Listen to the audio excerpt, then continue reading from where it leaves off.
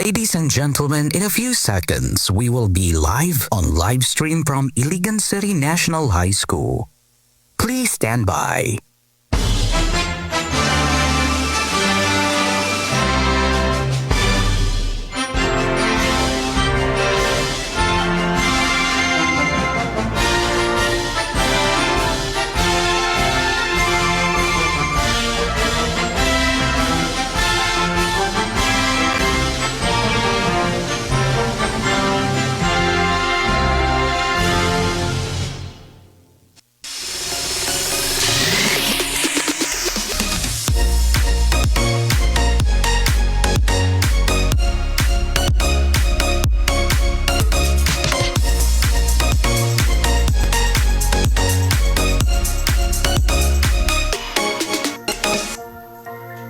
Keep your face towards the sunshine and shadows will fall behind you. A pleasant day and afternoon to all, and welcome to City High Spotlight.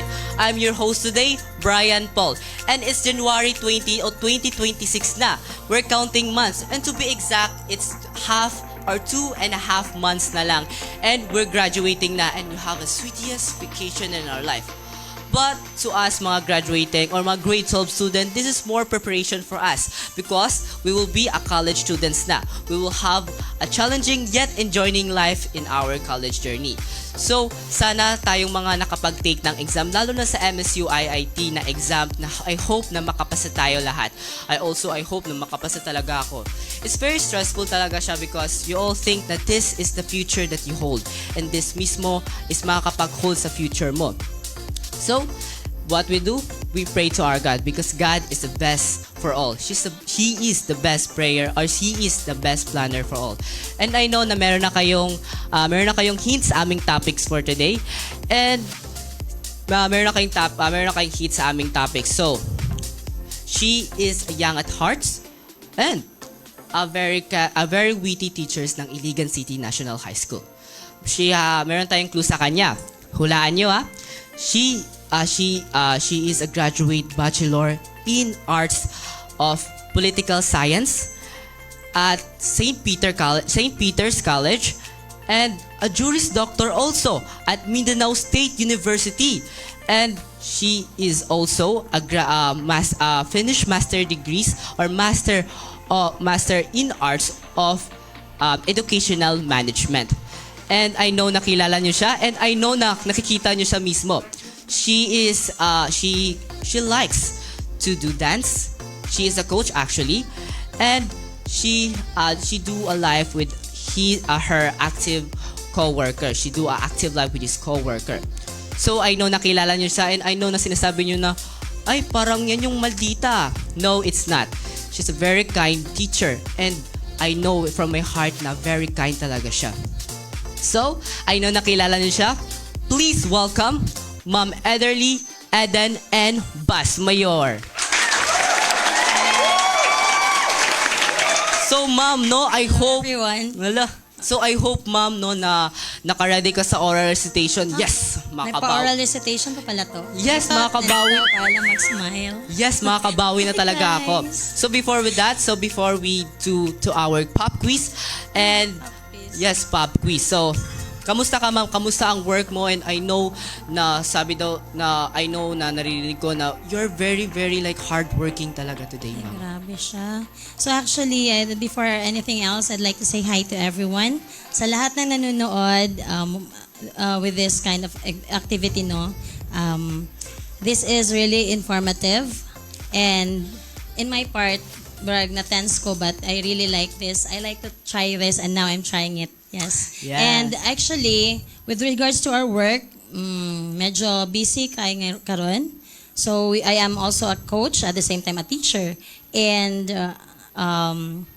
let's not forget the fact that I am also a mother.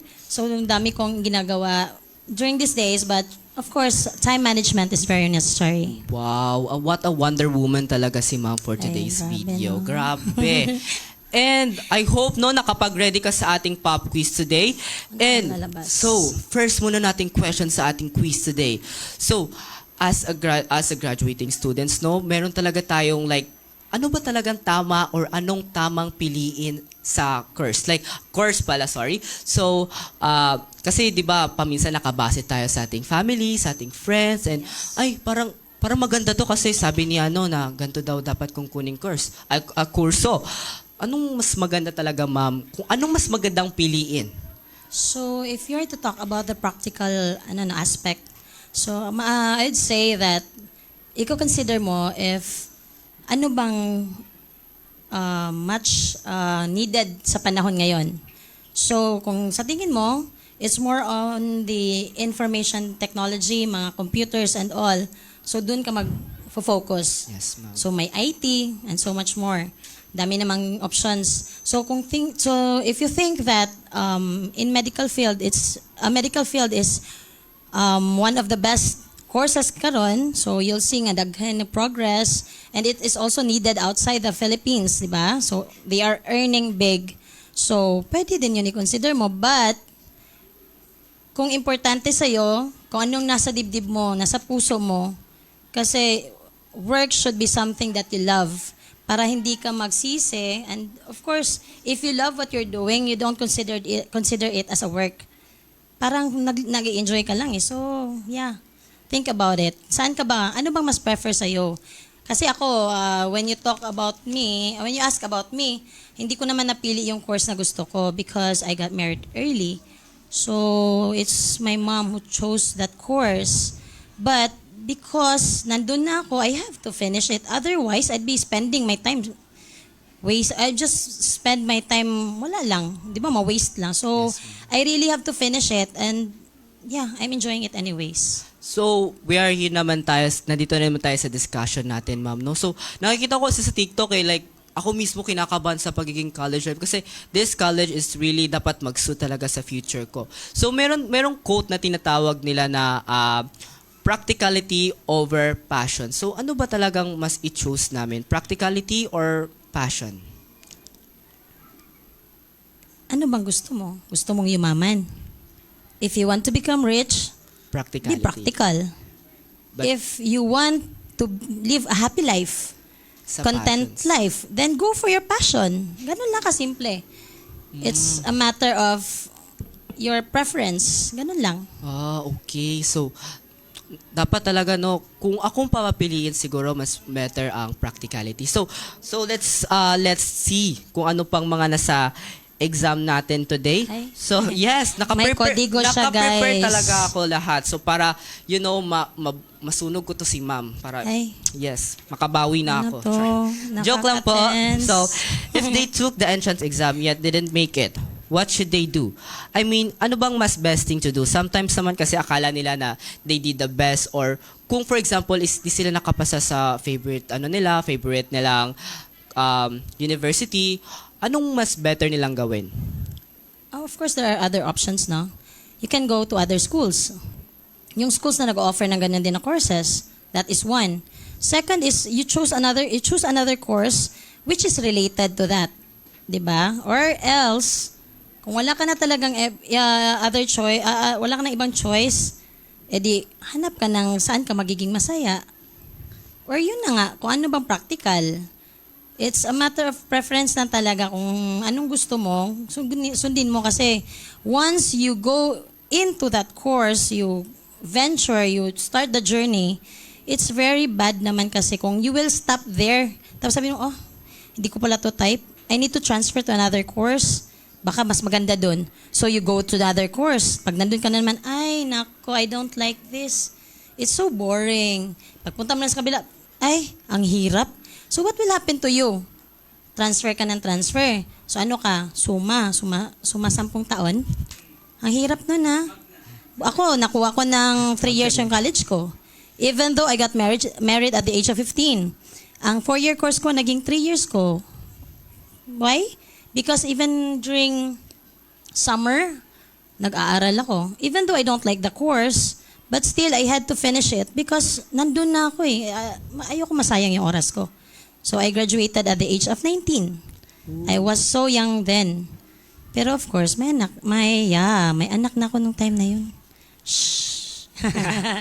So, mas maganda talaga no na you should accept what fate on you. Di ba, ma'am? Pwede. But you know, when you talk about, maybe yung gusto mong i-mean is destiny. Yes, ma'am. I believe that we have our own destiny. And destiny is already set. I mean, God has already planned our destiny, but we are given the free will. So, whether ano pang gawin natin, doon pa rin tayo mahuhulog sa ano natin, destiny. Yes, ma'am. But it is your choice. Again, My everything is a choice. Please believe in me. Being happy is a choice. Being mad, angry, lahat ng nararamdaman mo is a matter of choice. So, depende yan kung paano mo i-take yung mga bagay-bagay sa life. And isa pa, don't get mad, don't get angry, kasi tatanda ka. Yes, tatandang Yes. magalitin. So, Ay. so what is the hardest challenge you face in your college life? Hardest challenge? Probably is yung sabay-sabay nakakaroon ng mga requirements, mga activities, tapos iba kasi sa college eh. You are more responsible. In a way na hindi ka pwede, magsigi ka na lang ask, ay, mate, anong kuhan mo dyan? Paano na share naman dyan? Hindi kasi pwede ganun.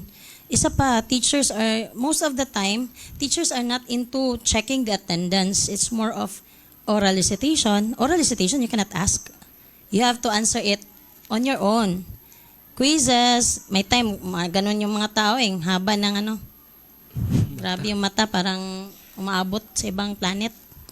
Yun. So, iba talaga siya. And then, of course, pag college ka na kasi you don't have an advisor para susundin kung anong sunod-sunuran sa'yo. Like, anak, my dear student, dapat submit mo to. Dapat gawin mo to. Yung project mo, nasaan yung ano mo, papers mo, like ganyan. It's only in the senior high school and elementary. Once you enter college, you have to work on your own. At the same time, yung friends mo, they come and go. Wala nang mag-stick ng matagalan sa'yo kasi there is a tendency that you'll be transferred or you will have another subject. So, hindi kayo magkapareho ng schedule. So, you'll forget about them soon. Or maybe, I hope lang talaga, no, you'll have a good friend, a set of good friends. Otherwise, kung magkakaroon ka nga ng kaibigan tapos wala namang may tulong sa'yo, please consider leaving them. You need to do things on your own. Though I believe that in sociology, ginaingon nga, no man is an island. You still need to interact. But once you know that these people are not Work. gonna help you go there and achieve your goals, then bye. College life is different. You need to work your ass. Okay, klaro yun na. Yes, ma'am. Na, I'm sayang. expecting talaga. Na yung perfect attendance ko, di pala ako makakapasa ng ano. Ay, walang Perfect ganyan. Walang floor wax, ha? Pumapasok lang ako Walang eh. floor wax. No, di pwede floor wax, ma'am. Walang band paper. Next natin sa ating questions today is, I think ito talaga yung pinaka-hard. Char, joke lang. So, have you had an embarrassing moment or there's something that you regret the most during in your college life na, gusto ko na itong kalimutan, please, layuan nyo na. Actually, hindi naman siya sa college talaga. But still, it was a part of my life na I really felt so ashamed. But, of course, lahat naman ng mga bagay na nangyayari sa atin, it becomes a lesson. Depende naman talaga kung how you accept it.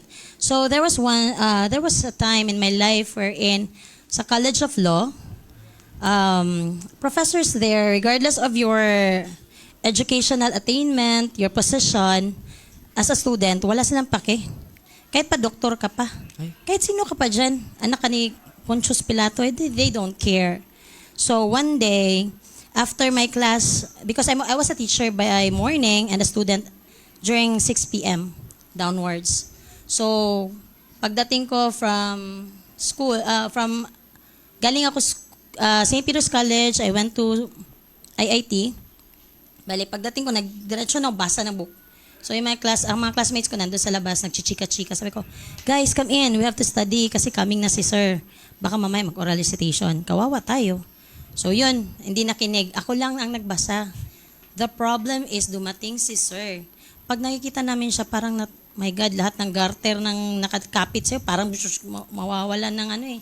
Tapos, yung parang matatay ka, maiihi ka, Nausea mo, kapawisan ka, parang, pwede mag-disappear. Parang ganun na lang, but yeah, you cannot do that. Di pwede. So, pagdating niya, papasok na yan, tapos biglang uupo. Tapos ganyan siya, boom! Ganyan yung, ano niya, yung class card niya. Tapos lalaruin niya yan. Kala mo naglalaro ng cards. Tapos, okay, Miss Basmayor. Nalupa ko talaga, oh my God. Ganon. Parang, parang lalabas yung ihi mo parang gaganon ka. Tas, okay, okay. What is Article 1506? Hello, wow. Sir, Article 1506 is like this, sir, like this, like that. Example lang yun baka mamaya hanapin mo yun. Hindi ko pa naman nasabi in tuto. Pwede, example, ganon. Kasi succession yun, hindi siya consti. Si Sir, anong pangalan niya? Kalimutan ko. Hala, patay. Maranaw yun siya. Matalino yun. Idol ko yun. But anyway, yun siya. Pagtawag niya, hindi ko masabi. Into two. Once you say into two, period to period, comma, etc. Walang pwede mabawas. Walang madadagdag. Complete yan. Memorize. So, pag sabi ko, sabi niya, repeat. You have to say it into two. At inulit ko. Ay, mali pa rin. Sabi niya, okay, Miss Basmayor, what is your profession? Sabi ko, sir, I am a teacher, sir. College instructor. Ganon. Sabi niya, you may be a good teacher, but you're not a good student. Why study in the College of Law? Ganon.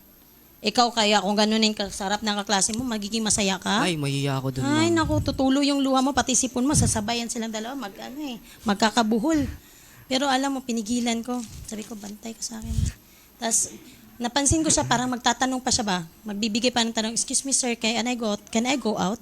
Ganun talaga ako. Lumabas ako.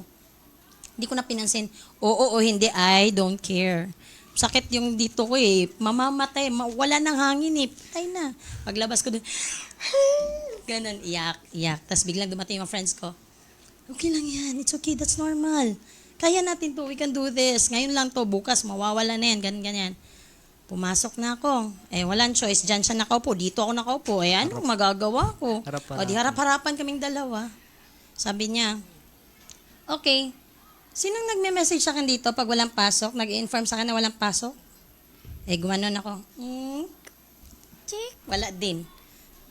Di tinaas kong kamay ko sapagkat ako lang naman yung PIO. So ako nag-i-inform sa mga teachers. So, oh my God. So pag walang choice. Imbis nagagalit siya, parang natatawa. Pero at the end of the day, bagsak ako sa kanya. Anong ginawa ko? Hinanap ko siya at doon ako nag-enroll ako ulit sa subject niya. Hanggang sa naging friends kami kasi nag-effort na ako. It means, I was at fault. Diba? Hindi kasi nag-effort. So ikaw, effort lang. Yes, ma'am. Hindi mo Effort pwede talaga. sabihan ng teacher ang may kasalanan. It's part of his job. Ikaw, student, mag-aral ka. If you want to succeed, then do your thing. Hintayin mo maging teacher ka bago kang astang maangas, di ba? Yes, ma'am. Yeah. So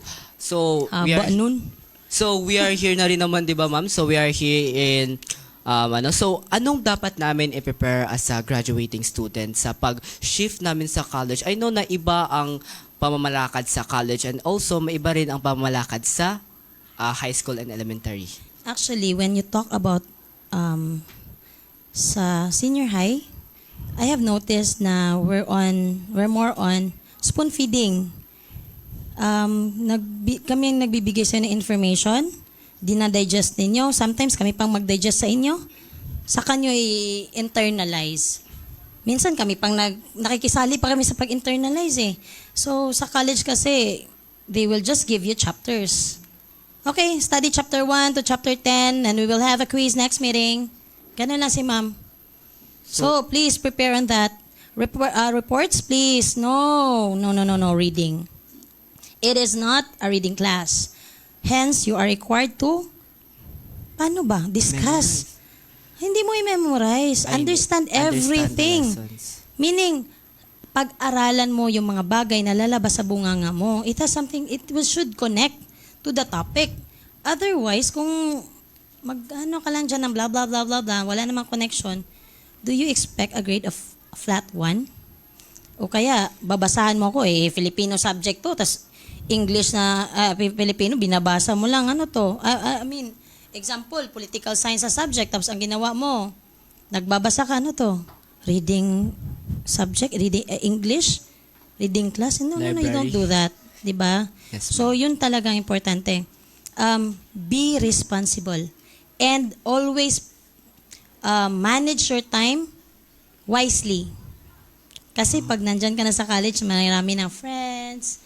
Ay, alika, punta tayo sa doon sa, bar, aqua bar, other places. Date-date tayo. It's not bad to have a boyfriend siguro or girlfriend, but of course, time management Is the key. is very important. Yes, it is the key to a successful life. So, we are here. So, actually, ma'am, no, napag-ano ko na rin to na while we're talking. So, nasabi mo rin yung mga friends mo. So, anong mas better na friends nga ba? Kasi di ba friends is the one who's influencing you sa college. So, for you, ma'am, what is, does it really affect your life as a college students pag meron kayong influence about sa mga friends mo? Yes, of course. I believe, tell me who your friends and I'll tell you who you are. Diba? Narinig mo na yon. Yes, ma'am. Common naman yun eh. So, example, yung friends mo, laklakera, don't tell me. Nagdadasal ka? Ha? Diba? I mean, nandun ka sa bar. Sumasama ka talaga kasi friends nga eh. You have to be with the group. You have to be in the group. Hindi pwede umiinom sila. Ikaw, Lord, thank you so much for everything.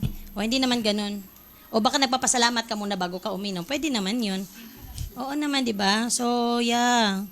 Dapat kung gusto mong mag-succeed sa mga gagawin mo, go with the group na yun ang focus nila sa life. Yun ang aim nila sa life. If you want to be rich, doon ka sa mga grupo na mayayaman. Huwag ka sumali sa mahirap. Hindi yayaman. Di ba? Yes, ma'am. Ano lang ba? Mindset, practical. bis. Mindset. Yes. Diba? Mindset. and and next naman neto, ma'am, is that before mag-start ang college, 'di ba? We all know na meron mga bata, meron pa talagang mga bata or mga bata na hindi pa ready. Anong dapat mindset or mga like personalities ang dapat nilang tanggalin before sila mag-college? Like for example, mature, kunyari, di pa like ano sila, like being a people pleaser, mga ganyan-ganyan. Ang ano ko siguro is, what I have noticed nowadays, mga youngsters, no? Mga teenagers is feeling entitled. Oo. Hala, patay. Yung parang, Ay, hindi "Uy, ako entitled." Ano ako? Ganito ako. So, Ay, ganyan.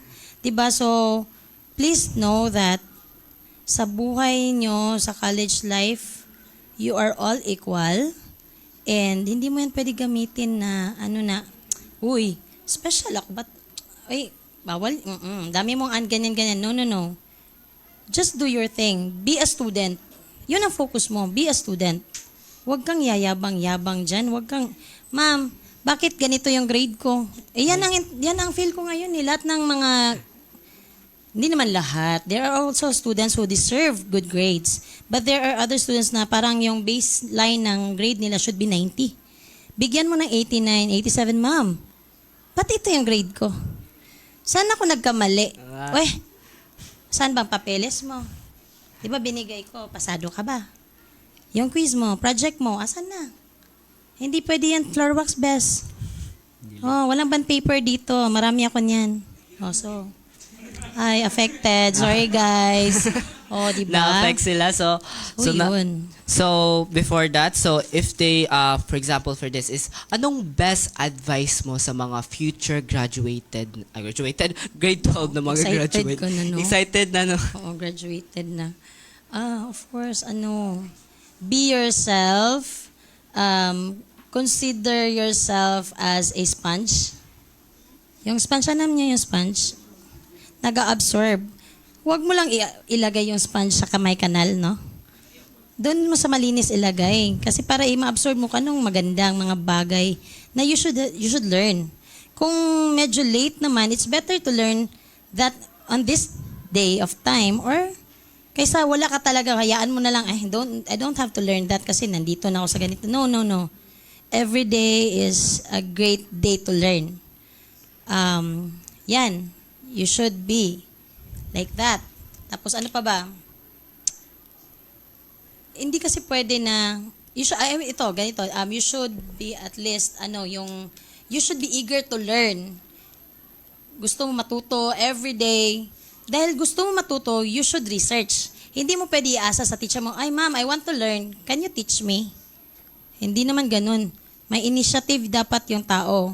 That's why it's very important for students to be streetwise. Initiative yung pinag-uusapan dyan eh. Daming matatalino, bobo niya. Daming bobo pa rin. Kahit matatalino eh. Walang initiative eh. Alam mong marumi yan, matalino ka, oh my God, that is germs. Oh, that is, when you touch that, you will have this kind of, illness. But wala kang ginawa kasi nga, wala kang initiative. Yes. Yung taong walang alam pero may initiative, hanap niya na paraan. Hindi pwede hawakan eh. So, gamit ka ng gloves. Lilinisin mo para hindi mahawa yung iba or magkakasakit, di ba? That is initiative. Siya matalino, alam niya yung theory, pero alam niya kung paano hanapan ng paraan. Saan ka doon? Doon sa alam ang paraan, ma'am. Oh, yun, maghanap ka ng paraan. Yun ang pinaka-best. Parang father ko lang pag uutusan ako, asan initiative mo? Di ka nagugas ng plato, kita mo ang daming plato. Oh, yun. Yan. That's the difference with the bata noon at bata ngayon. Kasi kayo ngayon, parang, okay lang, ubos na lahat ng pinggan. Sige, magpili tayo ng paper plate. Ay, plastic na lang. Yung plato, lagyan natin ng plastic. So, hahanap kayo ng ibang paraan. Imbis na hugasan nyo para gamitin ulit, hahanap kayo ng ibang paraan na para lang maglalong dadami ang mga dumi dyan. Kami, iba kami nung time namin eh. So, I don't know. Hindi na lang natin i-compare kasi magiging debate siya. Hindi naman ako magpapatalo. Ala! so all know na talaga, no? So, our teachers are being charmers. So, all those na mga saying ni ma'am is experience talaga yun ni ma'am. And lessons na rin natin yun na dapat natin take this as a tips natin na dapat i-take natin to as a lessons. Kasi for them na this is experience itself. So, we all know na factual talaga siya, no? Credited talaga siya by our teachers. And before we end our podcast is that let's have a fast talk, ma'am. Ay, wow. Yes, May boy, pa-fast abunda to. talk, uy. Oh, fast talk. Bakit my hair? But my hair? So, ready ka na ba, ma'am? Yes. Ready na si ma'am sa ating quiz. So, let's have a fast talk. Well, oral recitation or quiz? Oral recitation. Intelligent or streetwise? Streetwise. Talkative or silent students? Talkative. Paper or chalk? Paper. Morning class or afternoon? Afternoon. Red ball pen or black? Black. Give a chance or go with strict compliance? Give a chance. Let's not make things complicated. Kasi complicated na, dagdagan mo pa. Baka maya makita mo estudyante, nandun na. Ako pa maging dahilan, nor. Oh. So, do you wanna be feared or loved? Love. Pero mas maganda din feared at the same time because paano naman kung hindi ka kinatatakutan, love? Wala Daming respect nilolokong sila. nilalove Yes. daw ko no, pero niloloko naman. Huwag mo. Nagloloko ha. So, I'm an Iligan City National High School teachers and I am And I am mabait. wow, charot si ma'am. Mabait daw. So, nice answers we got there, ma'am. So, naka-perfect ka talaga sa ating quiz today. Wow. So, Thank you so much. hindi lang yan na. So, before, meron talaga tayong evaluation. Evaluation? Ay. Charot. So, what hurts the most? Kasi I want to prepare. We all know that we want to prepare. So, what hurts the most? Missed opportunity or failure? Missed opportunity. Why, ma'am? Kasi ang failure, at least ginawa mo naman. Ang missed opportunity, habang buhay mo yung pagsisisihan eh. Nandun ka na, hindi mo ginawa kasi nagdadalawang isip ka. So gawin mo na lang. Win or lose, at least you tried. Yan lang. Wow, a wise word from our Wonder Yay. Woman. So any last word for our viewers and students from Iligan City National High School? Okay, again, I'd like to thank everyone for giving me this opportunity to be here. This is really amazing. This is my first time to be here and naka-feel ng ganito. Ganon yung feeling. Pasalamat pala sa lahat na nanonood and sa mga students ko dyan, plus points yung nanood, please. Oy, plus points. Say heart, mag-heart pala, heart and like, di ba? Yeah, share daw, Ang share, dili share. mag-share o mag-like, bantay sa kuha ha. See you later. Patay. Bantay. So, thankful talaga kami, ma'am, na nandito ka sa aming podcast and sana di po kami nakaano sa busy schedule mo. It's okay. So that's all, and I'm your host today, Brian Paul V. Lorenzo, and this is ICNHS Spotlight.